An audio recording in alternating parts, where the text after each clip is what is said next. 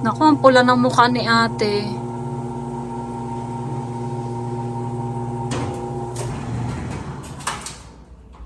Oy. Hi. Gising ka, anak. Namumula yung mukha mo, anak mo. Halika, pasyal tayo.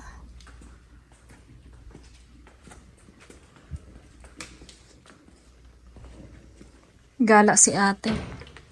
Saan gagala si ate? Dito na lang ako, honey, sa likod. So hi guys, nandito kami ngayon sa doctor. Dito kami sa University Hospital dito sa Stollery, dito sa Edmonton. So ganito ang style namin guys kapag merong appointment si Mes. Ang dami namin bitbit. So may bag ako. Ilan nakasabit kayo yun? 1, 2. Tapos may backpack pa si Miles na nakalagay doon sa kanyang wheelchair. Tapos yung oxygen ni Miles nandun na rin. Bumili ako nung parang ganun. Parang ilalagay mo siya attached doon sa kanyang wheelchair. Hinihingal ako. Sorry guys. Hinapo ako lakad. Kasi mula doon sa parking hanggang dito medyo malayo na lakarin.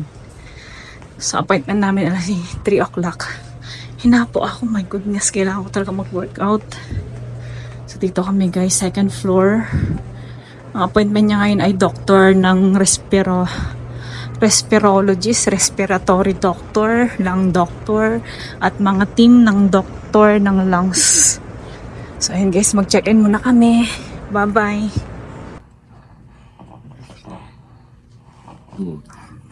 What is that, anak? Kailangan mo lang ano. Ayan siya, anak ko.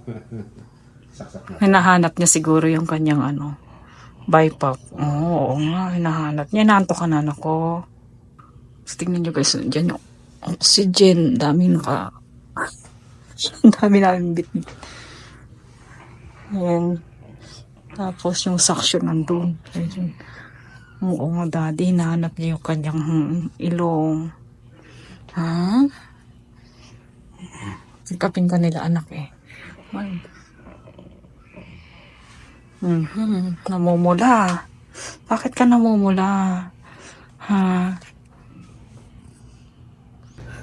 So hi guys, pauwi na kami. Tapos na ang aming appointment. Kapagod.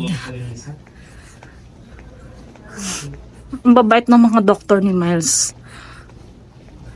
Ano sila, mga chikadora. Kaya nakikichikadora, feeling close na rin ako sa kanila. Mula ba naman simula? Mula baby ba naman kasi si Miles hanggang ngayon nag-11 years old na. Sila pa rin yung doktor ni Miles. Kaya alam mo yun, matagal na kasi talaga kaming pasyente ng doktor na yan. Kaya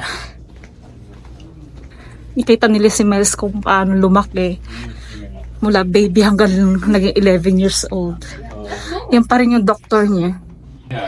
Kaya nakakatuwa din. Tsaka nakita kasi nilang para kaming kawawa simula. Para kami mga basang-basa. Nakita nila kaming paano naging mukhang basahan. Ganyan. Mukhang nakita nila kaming haggard talaga ng baby si Miles hanggang ngayon. Kaya lagi nila kaming parang awang-awa sila. Are you guys okay? Everything is okay. Kaya lagi silang tanong ng tanong. At kung anong may offer nila talagang binibigay naman nila. Tulad ngayon, kailangan namin ng mask ni Miles. Kailangan niyang palitan. Kung bibilhin namin sa labas yan guys, 480.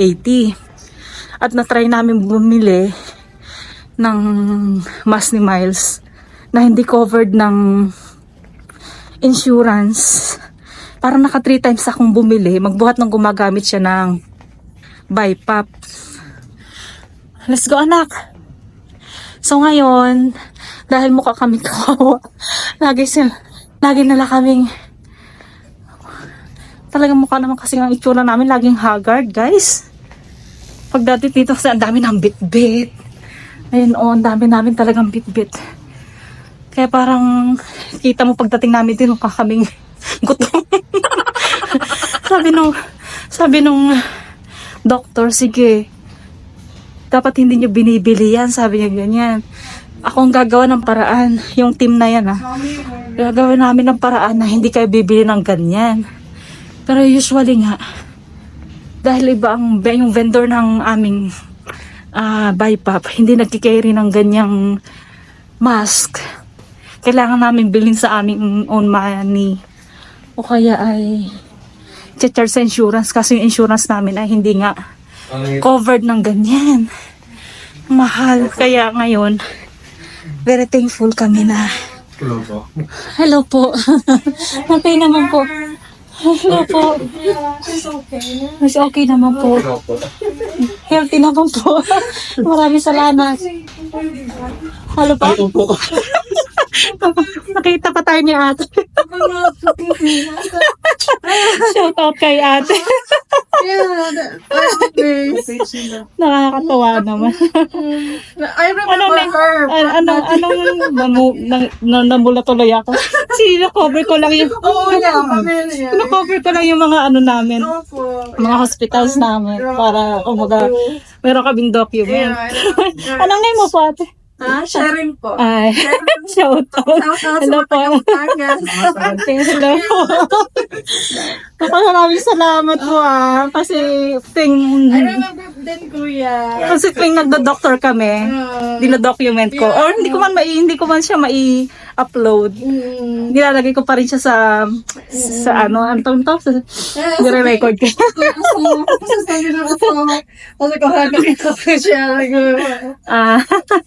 Thank you po. Tapos na kami. Nakarap po kayo. Richmond po yan. Richmond. Ayan si Kuya Richmond. Taga saan po kayo? Pangasinan. Hello po, shout out. Naku, ano lang naman yung aking channel. Maliit lang naman. Kaya lang. Marami yung nanonood ko eh. Yung importante kasi sa amin yung record ni Miles. Ay, salamat. Bye-bye po. Bye-bye. Thank you. God bless po. Bye. Ingat din po. Ay, nako, nakakatuwa. Nakakataba ng puso. Maraming pong salamat. So ito guys, papakita ko sa inyo yung binigay sa amin na mask. Ito ay mahal guys, 480 na try ko na talagang bumili nito. At hindi siya covered ng aming insurance kaya binayaran ko siya ng cash. Nakatatlong beses akong bumili pero dahil nga naawa sila sa amin binibigyan kami ng free every 6 months meron siyang ganitong supply dyan sa clinic na pinuntahan namin ngayon. Supposed to be yung aming machine ay meron naman siyang free na ganito din included din sana kaso hindi tawag nito. Oo, hindi fit doon sa ulo ni Miles kasi makikita nyo, papapansin nyo guys, diba? Yung ulo ni Miles ay hindi siya even. May deformation yung kanyang head. So yung kanyang yung kasamang free doon sa machine namin ay hindi nagfi-fit doon sa size ng ulo ni Miles. So ito, mayroong ganitong brand na child kaso hindi sila nagki-carry nga doon sa supplier nung kanyang ang tawag dito, kanyang machine. At ito parang inaano ng clinic na yan na magpapalit sila, parang ganon. Yung supplies ni Miles kukunin nila at ito ang ipapalit nila at doon yung sa ibang bata na nangangailangan ng ganon namang uri ng mask, yun ang saswap nila, parang gano'n, nagsaswap na lang kami. Ewan ko paano nila ginagawa pero ang mahal nito guys at hindi ito covered ng aming insurance kaya maraming salamat na lang, mabait sila sa amin kasi supposed to be wala na silang pakialam, supposed to be hindi pwede nilang itanggi na kayo nang bahalang gumawa ng paraan kasi yung dati naman ganun ginagawa na lang namin ng paraan kaya pinipreserve ko yung mga na-extend, kumbaga every 6 months magpapalit si Miles ng mask pero dahil kami ang nagbabayad noon hanggat maaari wag siyang masisira, ganoon agad-agad pero ang bait kasi nila ginawa nilang paraan na mabigyan kami ng ganito na free. Thank you so much po. Nako, ang mahal-mahal. 'Di ba ate? Ayan, pauwi na kami guys. At pagka ganitong meron kami appointment naman, talagang nakakapagod din. Ano yun guys, pagka meron kami appointment, umagang-umaga pa lang. Tulad ng appointment namin ngayon ay 3 o'clock, no? Nag-start akong gumayak alas 10. Mini-make sure ko na wala kaming naiwan kahit na ano, pero may naiwan pa rin kami. Meron kaming dalang machine na oxygen. Meron kaming dalang oxygen. Kompleto naman. Ang naiwan naman namin, yung pang-test niya ng oxygen. Yung oximeter. Para malaman namin kung kailan namin siya gagamitan ng oxygen. Nakalimutan pa rin. Alas 10 na nga akong gumayak. Nakalimutan pa din. Kaya pagdating namin sa clinic, sabi ko, irritable siya kasi nga namumula siya, di ba kanina. Kaya nakisuyo na lang kami dun sa nurse na kung maaari i-check yung kanyang oxygen kung okay pa ba. Mabuti na lang naman at 94 siya kahit na namumula siya or hindi ko alam kung ano eh. Kahit pa paano, dapat ma-confirm mo pa rin na okay ang kanyang oxygen bago mo siya lagyan ng oxygen kung kailangan ba talaga niya. Sabi naman niya okay 93 or 92 kanina. Sabi niya mababa 92. Sabi ko okay pa yan. Normal ni Miles kasi ang nasa 90 ang kanyang oxygen. So yun yung base niya na 90 ang kanyang oxygen. Lalagyan lang namin siya ng oxygen pag nag 89 pababa. Hanggat maaari sinasanay pa rin namin siya na wag siya magdepende sa oxygen lagi. Kasi nga nakadepende na siya dun sa BiPAP machine niya. Pero pag oxygen, talagang pagkailangan lang talaga as needed ba yung kanyang oxygen.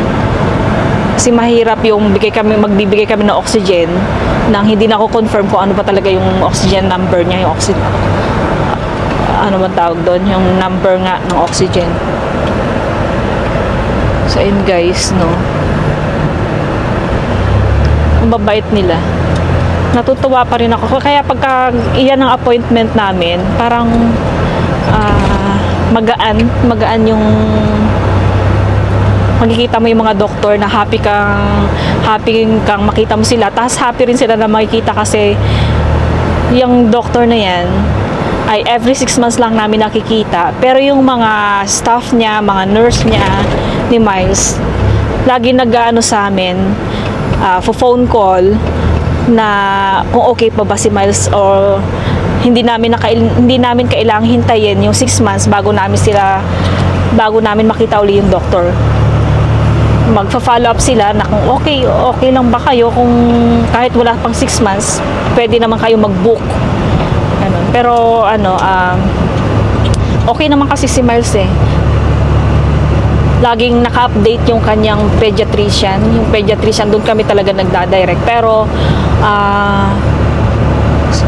kailangan na namin ulit bago ngayong summer kasi ang dami niyang appointment guys eh. So sunod niyang appointment, waiting kami dun sa kanyang wheelchair adjustment ulit. So yun guys, napaka alam mo yun, napaka gaan sa pakiramdam na pupunta ka ng doktor na alam mong wala kang babayaran. Tapos may free pa. Kung makikita nyo si Miles nakaganyan ng way ng kanyang wheelchair, supposed to be dapat nakapaganon din. Kung saan kami nakaharap, dapat doon siya nakaharap. Kasi baka mapansin nyo na nakaganyan siya, baka sabihin nyo, bakit nakapaganyan, ganyan. Kasi guys, naranasan namin na dati talaga nakaganon siya kung saan kami nakaharap.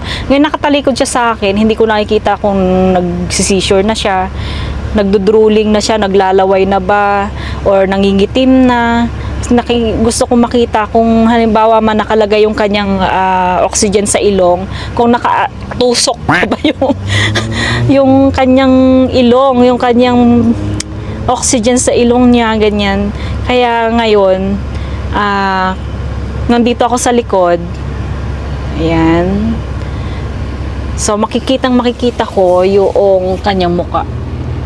Ayan. Hi ate! So yun guys, so, may kita ko yung reaction niya kung nagsisisure ba siya, nilalamig ba siya. So yun ang importante sa amin, yung on the way kami, kung saan man kami babiyahe. Kung nasa road kami, nakikita ko ang mukha niya.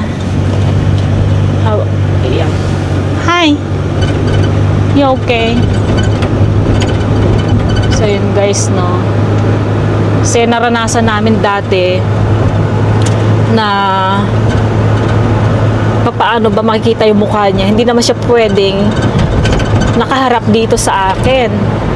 Kasi baka lalo siyang mahilo. Tsaka yung ganyan, kapag galing kami sa labas, yung ramp niya kasi nandito eh. Yan, paakyat siya.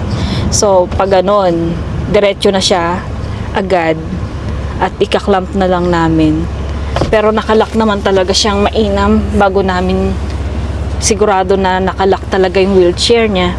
At saka importante ay alam namin na si daddy ang nag-drive at kailangan maingat talaga. So hindi ako aware guys, no, kung merong batas ba dito na ang wheelchair dapat nakaayon doon sa kung saan ang harapan ng tao, kung saan papunta rin. Pero iniisip naman namin bakit ang bus, 'di ba, ang mga bus or ang 'di ba dito minsan sa side din. May bus bang ganun ha? Nasa side ang 'di ba? Kung papaganon ang bus mo, 'di ba meron ding side na ang tao nakaganyan. Naka-seat belt din ba yung mga 'yon? Lap seat. Lap seat belt. Oh, okay. So doon naman kami nag-base na kung bakit yung mga bus din pwede rin dito sa side, 'di ba? Hindi lahat nakaharap doon sa kung saan yung way ng driving. So, importante sa amin guys, yung safe pa rin si Miles. Nakikita namin yung mukha niya habang nagda-drive kami.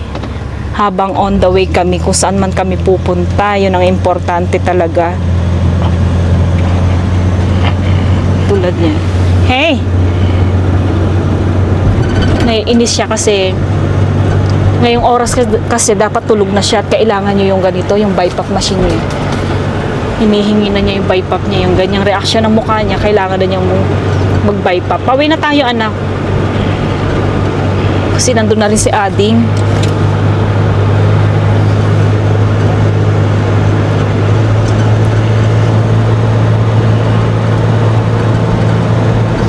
So yan guys, no, gusto ko lang shout out yung mga tita ni Miles, yung tita ni Miles na nakakilala sa kanya kanina, si Tita Cheryl. Nag-work siya dyan sa U of A, sa Stollery. Yan, sana sa susunod batiin mo po uli kami, Tita Cheryl. Sana lagi kang smile kay Ate Miles. Napansin niya kasi si Miles, nakakatawa. Thank you po. Sobrang init ngayon guys. May heat warning ang aming Edmonton. Yung red na yan, heat warning 23. Grabe no, 23 pa lang dito. Grabe ng init. Ay nako. So ayan guys, habang nagda-drive nga kami kung saan man kami pupunta, dapat laging nakatabi sa akin itong suction. Yan. Kasi dapat lagi siyang accessible sa tabi namin. Ako okay June. Tapos si Miles naman, nandyan lang siya, madali lang siyang i-access kapag kahit nagda-drive si June, kailangan may access ako sa kanyang suction. Kapag umubo kasi siya, kailangan ma-suction siya agad para hindi niya mailunok ulit yung kanyang phlegm. Kasi doon nagkakaroon siya ng sakit. Magkakasakit siya kapag hindi namin nakuha yung phlegm niya. May irita na siya, ganyan. Tsaka nadidiri din siya. Madiriin din siya. Tapos, pagka hindi mo na-suction, syempre, kailangan, minsan, kapag umubo siya, minsan hindi mo alam, sobrang taranta ko rin. Hindi ko alam kung saan yung pindutan, o kaya saan yung ganyan. Minsan, dapat alam ko talagang pwesto, kung saan yung on, yung off, ganyan.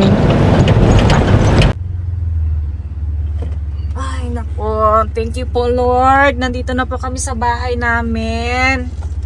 Kahit nagka-problema ng bahagya ang aming sasakyan. Ano Han, hindi natanggal yung yung problema niya? Hindi, pwede kong tanggalin. Ako magtatanggal. May Pwede machine ba ako dyan. yun? Eh, pero internally, hindi siya Oh, magaling. Diyan lang sa appearance niya, dyan sa dashboard mo. Oo. Pero titingnan ko kung anong problema niya. Kasi sasabihin naman ng machine eh. Okay. Hindi ka na, anak. Luma na kasi itong sasakyan ni Miles eh. So ito ang gamit namin tuwing magdo-doktor kami, itong maliit na sasakyan. Ang galing muna natin. Kasi ito mabilis lang i-park. Oh. Ano, honey? Natanggal ang susi. Ha? Kasi ang door, sabi niya, nagbubukas. Hindi pwedeng tanggalin? Ayaw niyang matanggal pala, naglalak din pala. Hanggat hindi na bumababa yun. Oo naman, social din to kahit na luma na, no? Kala nyo lang kayo lang may feature na ganyan, ha? Kasi nga guys, luma na to, may daming problema kanina, parang gumanyan. Ate, naramdaman mo ba yon? Biglang may bugsong ganun. Naulit siya kasi nangyari ito dati, winter time pa, honey, no? Natatandaan mo yon, winter? Buti hindi kami nangurngor sa yelo. Tapos ngayon summer na ulit-ulit. Pero nung winter na yun, pinagawa namin agad. Gumastos kami ng... Dati mahal, no? Halos 5,000 ba yun? 5,000. Tapos hindi naman siya lagi nagagamit kasi nga yung mga doktor ni Miles ay pumupunta sa bahay, mga therapist niya. Tapos call lang ang mga follow-up, check-up. Pero ngayon summer, gusto namin nga lumabas pagka may check-up. Aba na, gumanon kanina, medyo nagpumreno siya ng bahagya. Naku, lumabas na naman doon sa dashboard na check engine.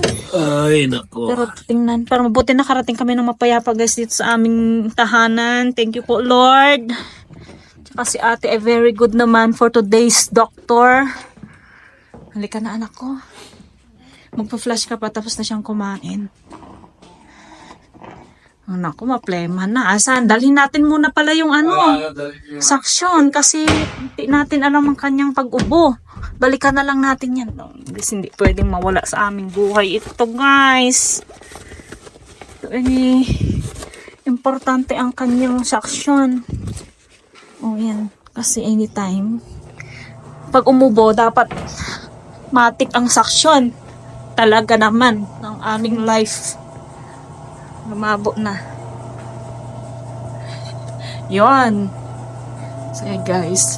Ate, dito tayo.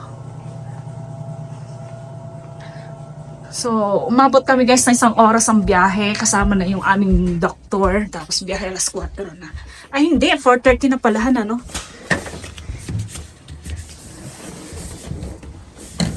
We're home! Ay, ka na anak. We're home na po. Hi love, how are you? Huh? How's school, anak ko? Good po. You okay? Ate, dito muna siya.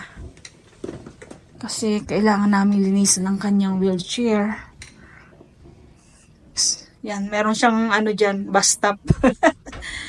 Wheelchair stop. Sige, nililipat ko sa doon. Sige anak, halika. Humihi ka ba na? Humihi na, honey. So yun guys.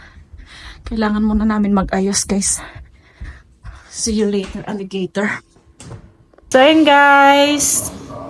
Okay na ang lahat at nakaligo na ang bawat isa sa amin. Ready na kami matulog. Ayan. Kung nakikita nyo, mag-8 na ng gabi. Say hi, Ashton. Where are you? Hi! Yan, guys. Maaga kami natutulog. 8, nasa bed na kami. Makikita nyo si Ate Miles. Ayan, si Daddy. Ayan. Tulugin namin si Miles dyan. Habang hihintayin namin maya-maya yung kanyang nurse, dito muna tatambay sa kwarto ni Miles. So, ayan guys, bye-bye. Thank you so much for watching. Please subscribe naman po sa aking malit na channel. Love Loves Castillo Farm. Bye! Bye, ate! Tutulog na si ate. Good night. Bye! God bless.